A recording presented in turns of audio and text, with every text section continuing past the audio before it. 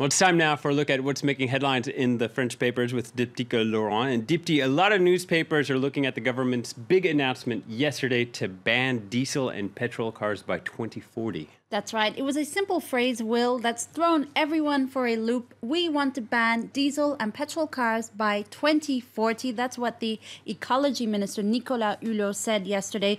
Is this a realistic project? Well, that's what Le Figaro, the right-leaning paper, is asking on its front page. And indeed, as we'll see later in this press review, there's a lot of skepticism across the board in the French press. Le Figaro calls the plan audacious, but adds that car makers say they're ready to meet the challenge. Volvo, for instance, already announced before Nicolas Hulot's announcement that it plans to definitively abandon production of diesel and petrol cars by 2019, which really is practically tomorrow. So that's a pretty big statement from Volvo. The idea is to, quote, project ourselves into the post-fossil fuel world. It sounds like a radical decision from the government, but it might be the government catching up with the car makers already, as you mentioned. The topic also making the front page of Le Parisien. Well, what is the so-called Hulot project worth? That's what Le Parisien asks today, adding that Hulot is remaining rather vague on the details of this project. The paper reports that numerous associations are already taking him to task for this.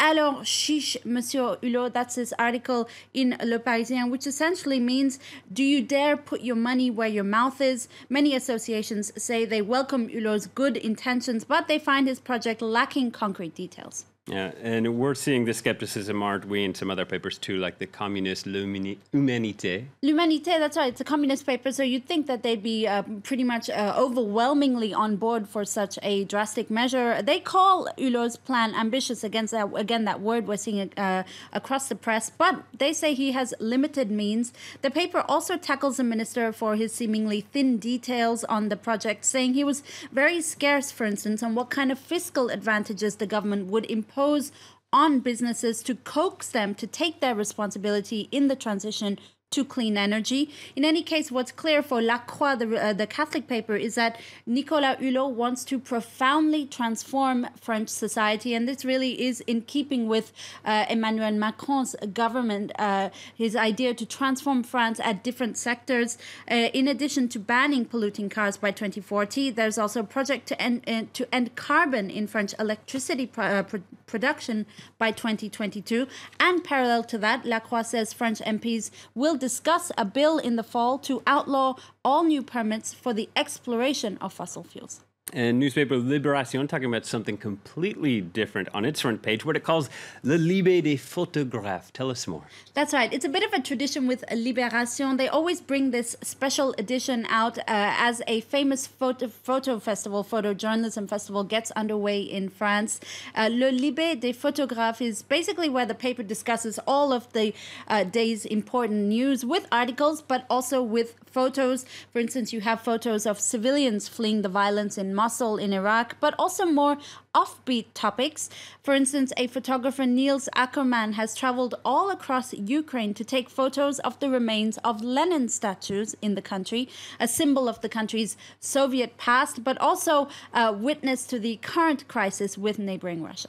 And moving on to a topic that many readers may find worrying, hundreds of people on France's Fichier S, the famous list of people who pose national security problems, now have the legal right to carry weapons. Well, this has been a major issue for the French Interior Ministry, especially since an attack last month on French police officers on the Champs-Élysées after it was discovered that the assailant was also on this famous Fiches list, but also that he had a permit to carry weapons. According to Le Figaro, Interior Minister Gérard Collomb is now taking measures to ensure that all new requests for weapons permits will involve a more thorough background check, including whether they're on this list, whether they pose a threat to national security.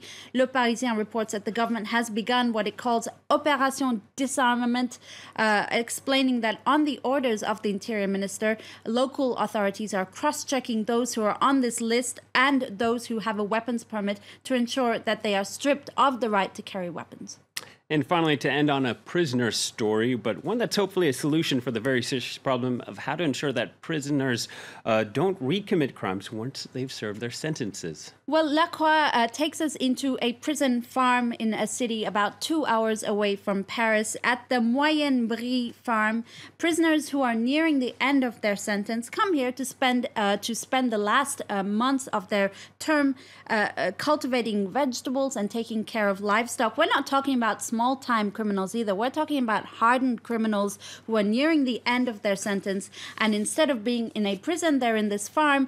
What's surprising, Will, is that there are no fences or boundaries here. There are no prison guards. They're not boxed in any way. They're free, essentially. They can work all day long, and the idea is really to give them some responsibility and structure so that when they finish their sentence, they're not, quote, dumped on the sidewalk with no family or home to return to. Well, finding home on the range. Deputy Laurent round up the press headlines here in France. We'll have more news, more headlines coming up in just a moment.